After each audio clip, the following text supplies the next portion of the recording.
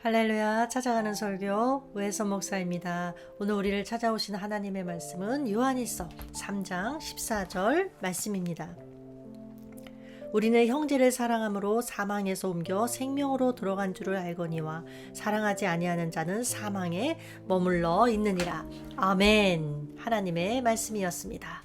주님의 세미한 음성을 들을 수 있도록 성령께서 말씀 가운데 빛을 비추어 주시기를 주 안에서 소망합니다. 자, 사망에서 옮겨 생명으로 들어간다. 자, 이것은 거듭남, 구원을 말하는 거죠. 이 구원의 조건을 우리는 믿음이라고 알고 있습니다. 자, 요한복음 5장 24절. 내가 진실로 진실로 너희에게 이르노니 내 말을 듣고 또 나 보내신 이를 믿는 자는 영생을 얻었고 심판에 이르지 아니하나니 사망에서 생명으로 옮겼느니라. 누구든지 믿기만 하면 예수 그리스도를 구주로 믿기만 하면 어떻게 된다? 사망에서 생명으로 옮겨진다. 즉 구원받는다는 것입니다. 자, 그런데 진짜 사망에서 생명으로 옮겨졌는지 무엇을 보고 알 수 있을까요? 오늘 본문인 요한일서 3장 14절 말씀은 이렇게 말합니다. 우리는 형제를 사랑함으로 사망에서 옮겨 생명으로 들어간 줄을 알거니와 사랑하지 아니하는 자는 사망에 머물러 있느니라. 형제 사랑하는 것을 보면 사망에서 옮겨 생명으로 들어간 줄을 알 수 있다고 합니다. 자, 사도 요한은 요한복음에서는 믿음으로 사망에서 생명으로 옮겨진다 라고 했습니다. 그런데 요한복음보다 나중에 기록된 이 요한일서를 보면 형제를 사랑함으로 사망에서 생명으로 옮겨진 것을 안다라고 합니다. 사망에서 생명으로 옮겨지는 것에 대해서 하나는 믿음, 또 하나는 형제 사랑을 말합니다. 자, 왜 그랬을까요? 자, 사도 요한은 초대교회에 그 믿음이 변질된 것을 알았습니다. 십자가의 은혜로 구원받았다고 고백은 하지만 형제를 사랑하지 못하는 사람들이 생겨난 것입니다. 이에 대해서 요한은 결코 그럴 수 없다. 믿음과 사랑은 다른 게 아니다. 라고 말하는 것입니다. 사망에서 생명으로 들어가는 것, 이 거듭남은 우리의 심령 안에서 이루어지는 변화입니다. 따라서 우리 눈으로 명백히 드러나기가 쉽지 않습니다. 그래서 요한은 거듭남의 표식을 눈으로 보이는 행위 가운데서 찾는데 가장 중요한 표식이 무엇이냐? 바로 형제의 사랑이라는 것입니다. 믿음이 구원의 조건이라면 형제 사랑은 구원받았음을 확인해주는 증거라는 것입니다. 왜냐하면 사랑은 하나님의 속성 가운데 하나이기 때문에 그렇습니다. 요한일서 4장 7, 8절 말씀. 사랑은 하나님께 속한 것이니 사랑하는 자마다 하나님께로 나서 하나님을 알고 사랑하지 아니하는 자는 하나님을 알지 못하나니 이는 하나님은 사랑이심이라. 자, 하나님은 사랑이심이라. 자, 그렇습니다. 사랑은 구원받은 자의 표식이 됩니다. 그런데 요한이 말하는 사랑의 모습은 어떤 것이냐?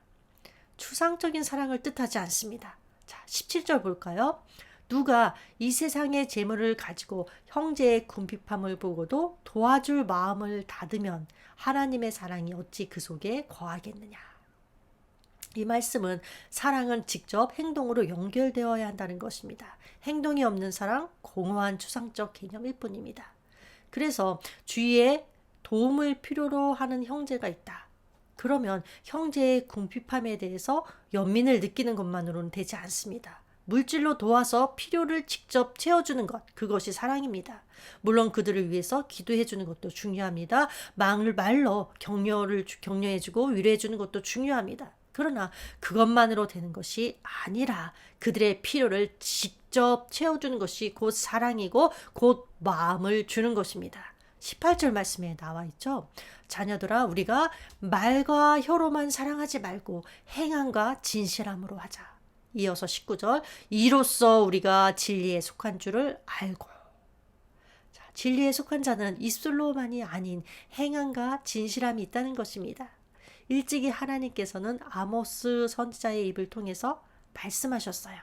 내가 기근을 땅에 내리리니 양식이 없어 주림이 아니며 물이 없어 가람이 아니요 여호와의 말씀을 듣지 못한 기갈이니라. 그러나 여러분, 우리 시대의 문제는 이 말씀을 듣지 못함이 아닙니다. 이 말씀을 실천하지 못하고 말씀대로 살지 못하는데 우리의 문제가 있습니다. 자, 사랑하는 성도 여러분, 우리는 하나님을 믿어서 진리에 속한 자들입니다. 그런데 진리에 속한 증거는 무엇이냐? 행함과 진실함이라는 것을 기억하시기 바랍니다. 우리는 구원받는 데 있어서 믿음은 필수이지만 사랑은 약간 선택인 듯이 생각하는 경향이 있습니다. 예수님을 믿는다면 천국은 당연히 들어가는 것이고 사랑하지 못한 것은 천국 들어갈 때 약간 책만 받는 정도로 생각한다는 것입니다. 그러나 우리를 향한 예수님의 구속 사역을 믿는다는 것 어떤 것일까요? 죄인인 나를 위해 친히 피 흘려 주신 그 사랑을 믿는 것입니다. 그런데 그 사랑은 나만을 위함일까요? 아닙니다. 다른 형제를 위해서도 똑같은 사랑이었습니다. 따라서 주님의 사랑을 받은 사람이라면 다른 사람들을 사랑하게 되어 있습니다. 물론 세상 사람들도 형제를 사랑하죠. 그러나 그들은 자신의 마음에 맞는 사람들만 사랑합니다. 그러나 그리스도인들은 자신의 마음에 맞느냐 아니냐 이것이 중요하지 않습니다. 모든 사람을 사랑해야 한다는 것입니다. 왜입니까? 내 마음에 맞든 안 맞든 그를 위해서도 예수님께서 십자가에 달리셨기 때문에 그렇습니다. 예수님은 나만 사랑하신 게 아니죠. 그래서 16절을 보면 예수님이 우리를 위하여 목숨을 버리셨으니 우리가 이로써 사랑을 알고 우리도 형제들을 위하여 목숨을 버리는 것이 마땅하니라. 예수님의 희생을 통해서 우리가 그 사랑을 알듯이 우리도 타인을 위해서 그렇게 희생하면서 사랑하라는 것입니다. 그런데 여러분, 우리가 사는 이 세상 어떻습니까? 남보다는 자기 자신을 더 중요시 여깁니다. 타인을 생각하고 배려하고 그 입장에 서서 생각하기를 아예 꺼려합니다. 자신의 이익만을 앞세우는 세상이 되고 말았습니다. 이러한 세상의 모습과 비교할 때 우리 주님의 사랑 정말로 놀랍지 않습니까? 예수님께서는 원래 하나님이셨습니다. 죄가 없으신 하나님이십니다. 우리 인간과는 도무지 비교가 불가능한 거룩한 분이십니다. 그런데 그분이 우리를 사랑하셔서 자신을 십자가에 내어주신 것입니다. 십자가에서 목과 창에 찔리셨습니다. 또 사람들의 이 입에서 나오는 도끼 어린 거친 말에 찔리셨습니다. 더군다나 예수님은 우리 대신 저주의 가시관을 머리에 쓰셨습니다. 우리 주님이 쓰신 가시관, 여느 이렇게 보통의 가시가 아니라 광야에서 자란 날카로운 송곳을 가진 가시입니다. 그 가시관을 쓰고 십자가에 달리셔서 인류의 죄를 담당하시느라 피를 흘리셨습니다. 그 피, 어떤 피일까요? 저와 여러분이 찌르고 또 찔러서 쏟아내게 하신 피입니다. 내 이기심, 내 시기심, 내 자만심이 가시가 되어 찌르고 또 찔러서 흘러내린 핏방울입니다. 여러분, 이것이 주님의 사랑입니다. 주님께서는 당신의 모든 것을 몽땅 주셨습니다. 수치와 부끄러움을 개의치 않으시고 우리를 위해 온몸을 던져서 우리에게 사랑을 베푸셨습니다. 그런데 이 사랑, 우리 자신이 마지막일까요? 아닙니다. 이 십자가의 사랑의 종착역은 우리가 아닙니다. 여러분, 주님께서 우리에게 무엇을 요구하셨나요? 이렇게 말씀하셨습니다. 아무든지 나를 따라오려거든 자기를 부인하고 자기 십자가를 지고 나를 쫓을 것이니라. 무슨 뜻입니까? 십자가 사랑을 받는 것에만 만족하지 말고 그 사랑을 다른 이들에게 나눠주라는 뜻입니다. 주님께서 죄인인 우리를 위해 하늘 보좌를 버리고 이 땅에 인간으로 내려오신 것처럼, 그리고 사랑을 실천하신 것처럼 우리 또한 우리의 사랑이 필요한 곳을 향해서 희생을 감수하고 나아가서 실천하라는 것입니다. 그런데 우리 흔히들 생각합니다. 사랑하기가 어렵다. 왜일까요? 하나님의 사랑을 마음으로 받고 그 받은 사랑의 능력으로 사랑해야 하는데 자기 자신의 힘으로, 자기 것으로, 자기 노력으로 사랑하려고 합니다. 그러니까 힘들어서 못하겠다는 말이 나옵니다. 그렇다면 어떻게 해야 내 것이 아닌 하나님의 사랑으로 사랑할 수 있을까요? 먼저는 십자가의 복음을 정확하게 깨달아야 합니다. 아무 흠도 죄도 없으신 예수님이 내 죄 때문에, 나 때문에 십자가에 달려 돌아가셨습니다. 나를 너무 사랑하셔서 지식에 넘치는 사랑, 다시 말하면 인간의 머리로는 이해할래야 할 수 없는 그 초월적인 사랑을 나의 마음에, 그 사랑을 느낄 수 있도록 나의 마음에 쏟아 부어 주셨습니다. 우리에게 주신 성령으로 말미암아 하나님의 사랑이 우리 마음에 부은 바 됨이니. 로마서 5장의 말씀이죠. 이 하나님의 사랑을 진정으로 믿고 온 마음으로 경험했다면 용서하지 못할 사람이 없어야 맞습니다. 왜냐하면 아무 잘못도 없으신 예수님이 죄인인 나를 위해 죽으시고 용서해 주셨으니까, 나도 용서받았으니까, 내가 그 사랑을 받았으니까. 그런데 실제의 삶은 그렇지 못합니다. 자꾸 미워하는 마음이 생깁니다. 용서하지 못할 일도 생깁니다. 이것이 바로 죄성을 가진 인간의 모습입니다. 그렇다면 이것을 뛰어넘어야 할 텐데 어떻게 해야 그것이 가능해질까요? 내 마음 가운데 쏟아 부어진 하나님의 사랑이 내 안에 머무르도록 해야 합니다. 쏟아 부어지는 사랑을 받았다 할지라도 그 사랑이 내 안에 머물러 있지 않으면, 다 쏟아내 버리면 사랑의 능력이 생기지 않습니다. 따라서 주님의 사랑을 경험했다면 일단은 내 안에 머무르게 하는 것, 하나님의 사랑이 내 안에 머무르게 하는 것, 이것이 곧 능력이 됩니다. 왜냐하면 하나님의 사랑이 내 마음에 머물러 있어야 그 하나님의 사랑이 나를 이끌고 갈 수 있기 때문에 그렇습니다. 내 마음에 맞지 않는 사람이라 할지라도, 조금 싫은 사람이라 할지라도 풍성한 하나님의 사랑이 내 안을 꽉 채우고도 남아서 흘러 넘치면 사랑할 수 있게 됩니다.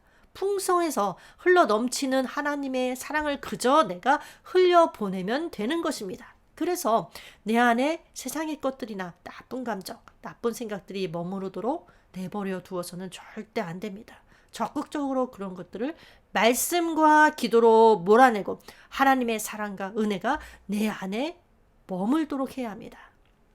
하나님은 언제나 변함없이 늘 우리를 사랑하시지만 그 사랑을 내 마음에 담는 것은 나의 몫입니다. 내가 해야 하는 일입니다. 날마다, 아니 매 순간마다 새롭게 하나님의 사랑을 마음에 담으시기 바랍니다. 세상에는 나를 넘어지게 하는 일이 너무 많으니까. 그런데 우리 주님 말씀하시는 사랑이 어느 범위까지인지 아십니까? 원수까지도 사랑하는 것입니다. 이건 결코 나의 의지와 노력으로 되는 것이 아닙니다. 애쓰면 처음에는 되는 것처럼 보일지 모르지만 다시 원래대로 미운 감정으로 돌아가는 것이 인간입니다. 그런데 기억하세요. 15절 말씀. 그 형제를 미워하는 자마다 살인하는 자니 살인하는 자마다 영생이 그 속에 거하지 아니하는 것을 너희가 아는 바라. 자, 형제를 미워하는 것이 살인하는 것과 동일시됩니다. 그런데 경험적으로 우리는 이 미워하는 것과 살인, 이 두 단어 사이에는 엄청난 차이가 있음을 알고 있습니다. 그렇다면 미워하는 것과 살인이라는 이 두 단어를 어떻게 연결시켜야 할까요? 우리가 갖고 있는 윤리관과 성경에서 말하는 윤리관은 매우 다릅니다. 우리 시대의 윤리관, 결과를 중요시합니다. 이 마음에 어떤 생각을 갖고 있는지는 중요하지 않습니다. 다만 그 행위가 다른 사람에게 해를 끼치는지 아닌지 그 여부가 중요할 뿐입니다. 그러나 성경은 어떻습니까?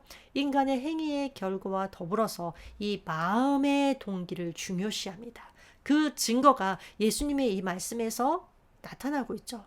예수님 말씀하셨어요. 형제에게 미련한 놈이라고 하는 자는 지옥불에 들어가게 되리라.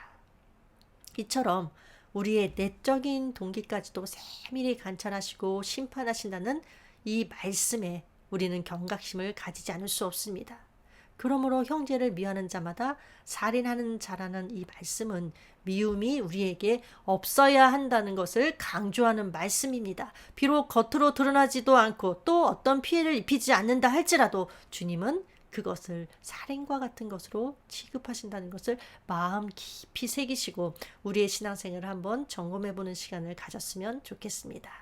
기도하겠습니다. 하나님 아버지, 하나님의 은혜를 헛되이 받지 않기를 원합니다. 저희들의 마음 가운데 이미 쏟아 부어주신 하나님의 사랑이 저희들의 마음 가운데 풍성히 거하기를 원합니다. 풍성히 거하고도 흘러 넘쳐서 그 능력으로 주님을 사랑하면 물론이요 주님이 큰